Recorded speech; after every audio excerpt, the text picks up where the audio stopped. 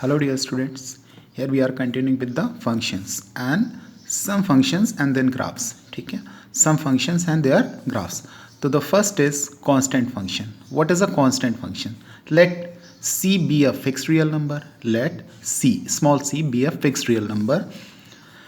Then a function f defined by f x equals to c. मतलब अगर f x equals to c हमें दे रखा है, f x equals to c and c क्या है, कोई एक फिक्स्ड रियल नंबर है, fixed real number for all x belongs to R. मतलब एक्स बिलोंग्स टू आर का मतलब यहाँ पर है रियल नंबर से. Is called a constant function. क्या बोलते हैं? कॉन्स्टेंट. मतलब F x equals to c where c is a fixed real number and x belongs to set of real numbers is called a constant function. इसका जो graph होता है, it is a straight line parallel to x-axis. It is a straight line parallel to x-axis. ठीक है, either above or below. ठीक, तो जो domain of function होगा दैट इज रियल इटसेल्फ और रेंज क्या हो गया, वो जो c है, ठीक है, उसके इक्वल हो गया. यहाँ पर हमने क्या लिया हुआ है, ग्राफ को c इज ग्रेटर देन 0 के लिए डिफाइन किया है. ठीक, c इज ग्रेटर देन 0 के लिए. तो नेचर ऑफ द ग्राफ हमारा क्या है, parallel to x-axis, parallel to x-axis. Clear. तो c इज ग्रेटर देन 0 के लिए f x equals to c है एंड अबव x-axis लाई कर रहा है.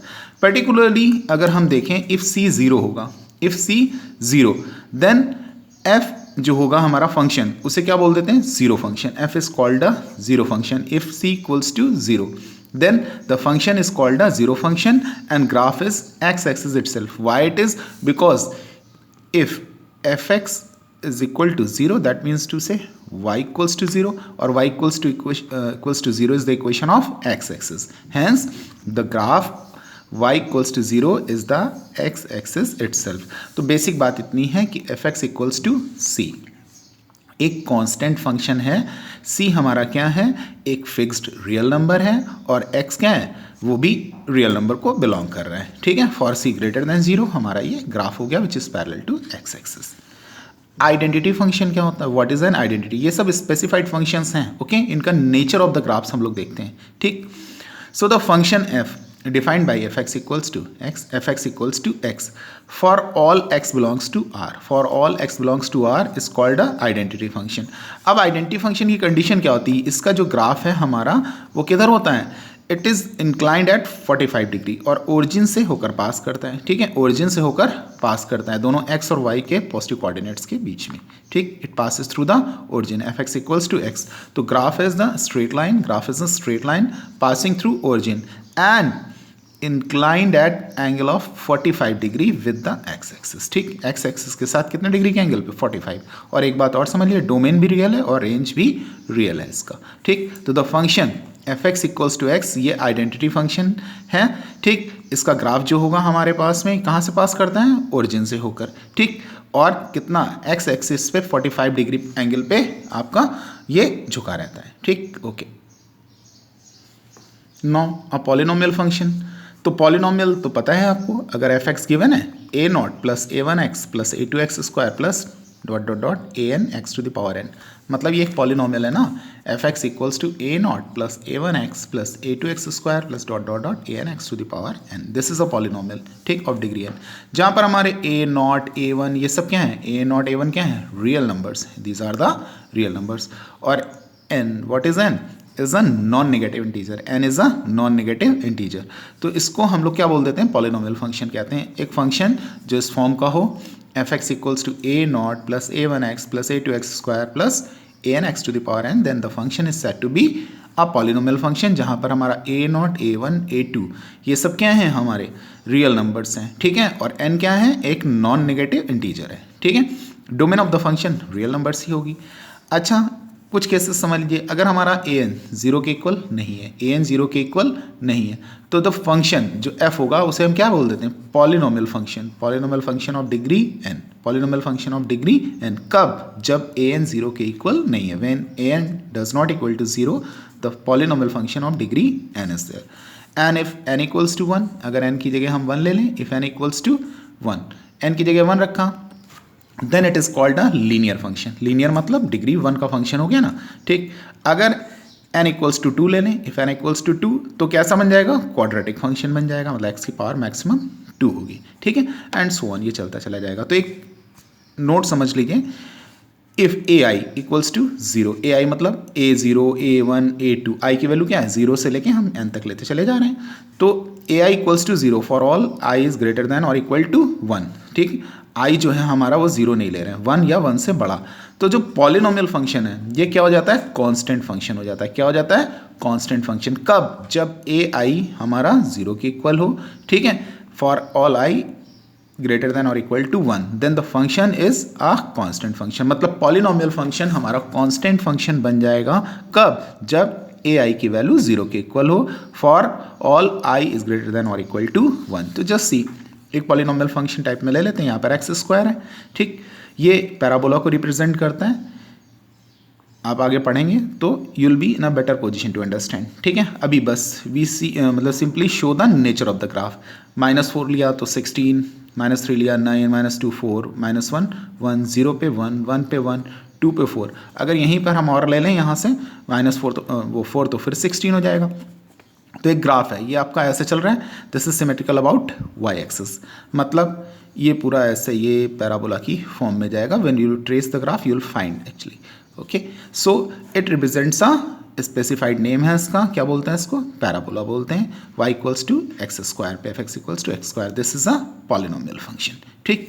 सो what is a polynomial function, अगर हमारा फंक्शन ये है a0 a1x plus a2x square till an(x) to the power n, it is known as a polynomial function, जहाँ पर a0 a1 a2 an क्या है, हमारे रियल नंबर्स हैं, ठीक। और n नॉन नेगेटिव इंटीजर है, जहाँ डोमेन ऑफ द फंक्शन हमारी रियल नंबर के इक्वल है। जनरल केस में अगर n हमारा 1 है, कितना है n 1 है, तो ये लीनियर फंक्शन बन जाएगा, n 2 है तो quadratic and so on, okay. So come to the rational function. What is the rational function, अगर कोई फंक्शन है gx अपॉन एच की फॉर्म का, fx एक फंक्शन ले रहे हैं, जो क्वोशिएंट आपका बन रहा है gx अपॉन एच, तो hx क्या होगा, it should not be equal to 0, hx does not equal to 0, और gx और hx क्या होंगे, हमारे पॉलिनोमियल फंक्शन होंगे। तो fx एक ऐसा फंक्शन जहां पर gx अपॉन hx की फॉर्म का हो, ठीक है। A function of the form gx upon hx where hx does not equal to 0 और gx और hx क्या हो, पॉलिनोमियल फंक्शन हो, it's said to be a polynomial function, ठीक। मान लो fx गिवन है 3 + 7x square - 8x³ upon 4 - x square. तो डिनोमिनेटर को 0 होने से बचाना है, डिनोमिनेटर को 0 होने से बचाना है। अगर डिनोमिनेटर 0 हो गया तो हमारा अनडिफाइन हो जाएगा फंक्शन। तो डोमेन ऑफ द फंक्शन क्या हुआ भाई, x की वो वैल्यूज ना, तो r - 2, -2 क्यों, क्योंकि x की जगह अगर 2 रख देंगे तो भी फंक्शन हमारा डिनोमिनेटर में 0 ले लेगा, और -2 रखेंगे तो भी डिनोमिनेटर में 0 ले लेगा। तो इसको हमें क्या करना है, अनडिफाइन होने से बचाना है। तो domain of the function r से हम 2 और -2 हटा दें, मतलब सारी की सारी real number except 2 and -2। Define the real function r such that, मतलब f सच दैट r -0, मतलब क्या है, यहाँ से r 0 नहीं ले रहा है, ठीक है। टू r एक फंक्शन है, डोमेन में 0 नहीं ले रहे हैं, क्यों, क्योंकि fx 1/x है ना, जैसे ही x 0 लेंगे तो अनडिफाइन हो जाएगा 1/0, तो x बिलोंग्स टू r -0 ही रखते हैं, ठीक है। ये x की वैल्यूज हैं -2, -1.5, -1, -0.5, 0.25, 0.5, 1, 1.5 एंड 2। इनकी करस्पॉन्डिंग वैल्यूज़ के लिए आप कैलकुलेट करके ये वैल्यूज़ फाइंड आउट कर लीजिएगा।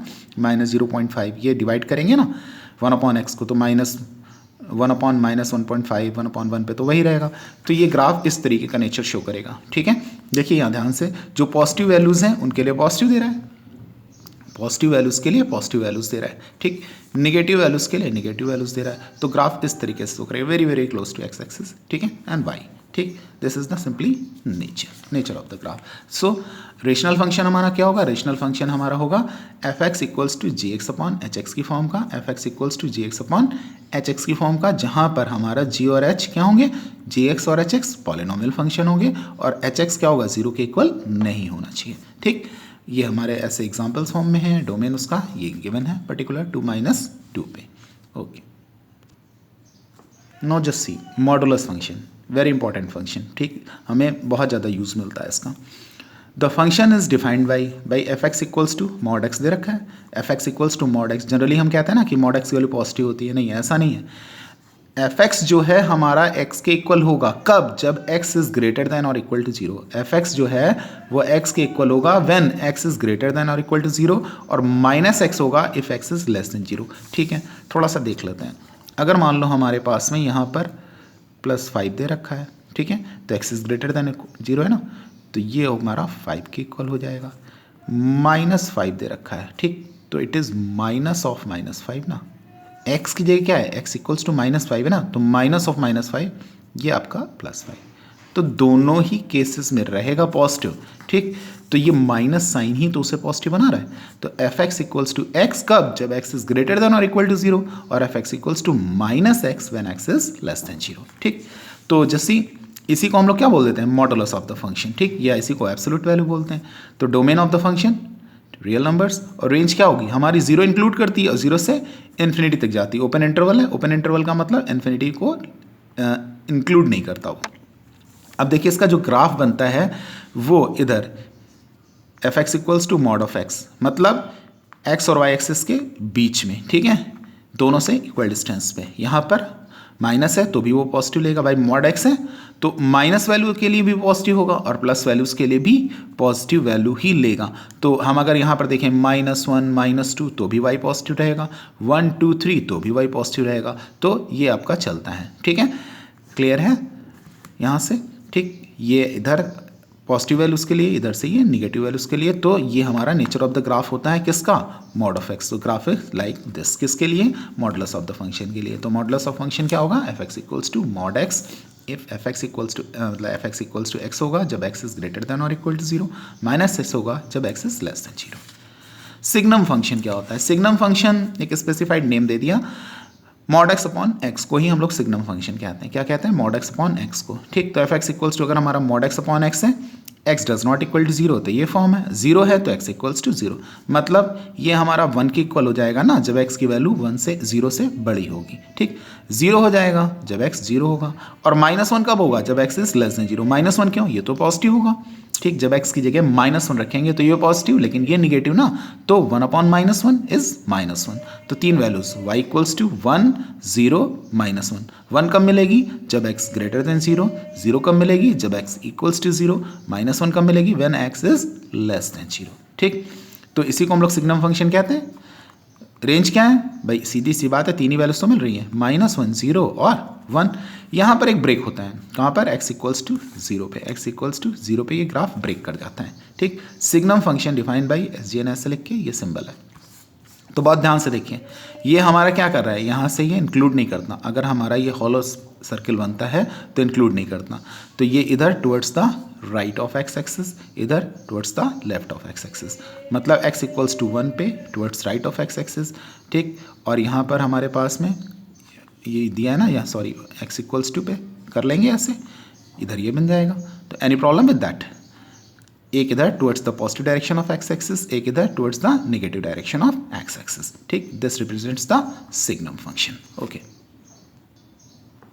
यहाँ पर हम एक चीज़ और भी देख सकते हैं कि अगर कोई भी वैल्यूज़ लें, ठीक है, सपोज हम x की जगह 2 ले लें, 3 ले लें, 4 ले लें, तो x की कोई भी वैल्यूज़ लें, लेकिन y की वैल्यू तो हमें 1 और -1 के बीच में ही मिलेगी, ठीक है। तो जो x की किसी भी वैल्यू के लिए देख रहे हैं ना, इसीलिए तो positive direction of x axis और negative direction of x axis में जा रहा है, ठीक। x अगर हम 1 लेते हैं तो भी इतना, 2 लेंगे तो भी y1, ठीक है, 3 लेंगे तो भी, ठीक। तो y की वैल्यू हमारी जो है +1 और -1 के बीच में रहती है, towards the positive direction of x axis and negative direction of x axis, okay.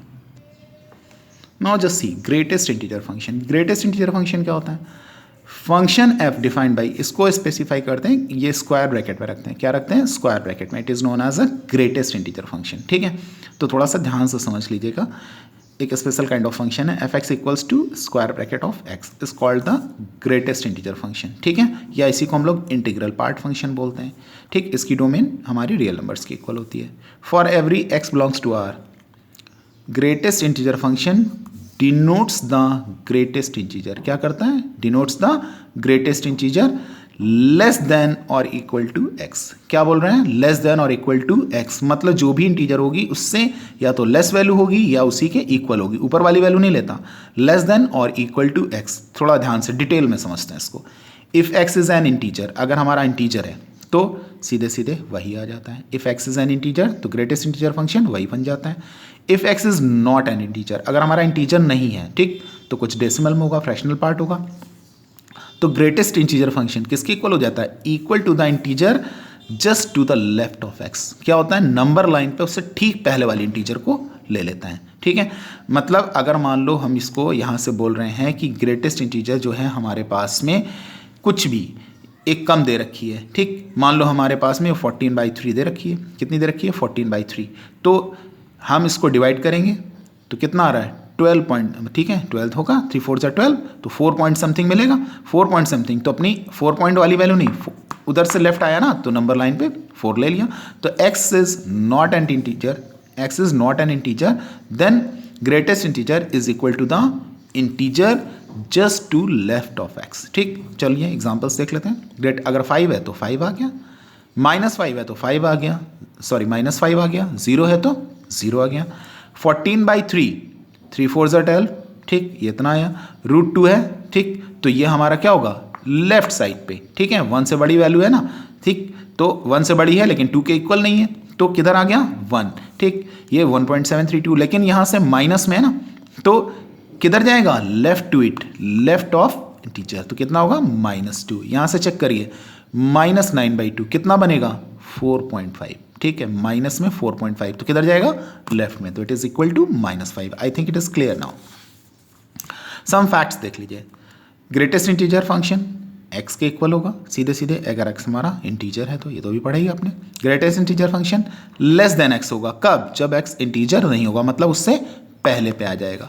इसमें हम k के टर्म्स में ले लेते हैं। x है मतलब ग्रेटेस्ट इंटीजर फंक्शन k के equal if k belongs to i, if and only if हमारा k जो होगा, x जो होगा, वो k और k+1 के बीच में होगा, और k को इंक्लूड करेगा, k+1 को इंक्लूड नहीं करेगा, ठीक है। तो क्या हुआ? k+1 से छोटी वैल्यू ली ना, तो उसने कौन सी ले ली? इंटीजर k ले ली ना, k क्योंकि इंटीजर है तो इंटीजर को ले लेगा। x is less than k+1 और x is greater than k, greater than और equal to k, less than k+1, तो क्या हो जाएगा? k को एक्सेप्ट कर लेगा। क्यों? क्योंकि नंबर लाइन पे क्या आता है? 1 स्टेप बैक आता है। If k belongs to integers, then greatest integer x plus k, integer है, इसको अलग लिख लिया, इसको अलग लिख लिया, ये तो इंटीजर ही हो गया, और ये हमारा इंटीजर रहेगा। तो for all x belongs to r, range क्या हो जाएगा? इंटीजर ही रहेगी, क्योंकि ग्रेटेस्ट इंटीजर फंक्शन हमेशा इंटीजर लेता है, ठीक है।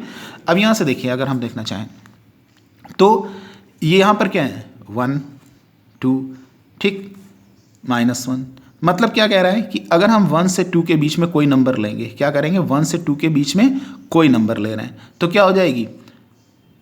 1 लेगा, ठीक है। 0 से 1 के बीच में कोई नंबर तो 0 लेगा, 2 से 3 के बीच में कोई नंबर तो 2 लेगा। ये क्या है? हॉलो सर्किल, मतलब 3 इंक्लूडेड नहीं है, तो 2 से 3 के बीच की कोई भी नंबर क्या होगी? वो 2 लेगा। ऐसे ही यहाँ से आएंगे हम इधर towards the left of the number line ना, तो यहाँ से -1 से 0 के बीच की कोई नंबर तो क्या लेगा? -1, ठीक, -2 से -1 के बीच की नंबर -2 एंड सो ऑन। तो this type of the graph will be, मतलब greatest integer graph will be like this only, ठीक। ये हमारे ग्रेटेस्ट इंटीजर के सम फैक्ट्स हैं, that is clear now I think, कि greatest integer x equals to x अगर हमारा x integer को बिलोंग कर रहा है, और ये लेस देन x होगा अगर इंटीजर को बिलोंग नहीं कर रहा। k के इक्वल होगा डायरेक्टली अगर हमारा k इंटीजर को बिलोंग कर रहा है, ठीक। अगर मान लीजिए ये यहाँ से दे रखा है ना कि x हमारा k और k+1 के बीच में लाई कर रहा है ना, तो सीधे सीधे हम k के इक्वल ले लेते हैं। यहाँ से दे रखा है k belongs to integer, then अगर x प्लस k है तो ग्रेटेस्ट इंटीजर अलग हो जाएगा और वो इंटीजर अलग हो जाएगी, ठीक। एक चीज़ बस समझ लीजिए, जो फंक्शन है हमारा ब्रेक्स लेता है किस पे? All integral values of x पे। इंटीग्रल वैल्यूज मतलब ये इंटीजर्स जो बनेगी, ठीक। Okay, that is all.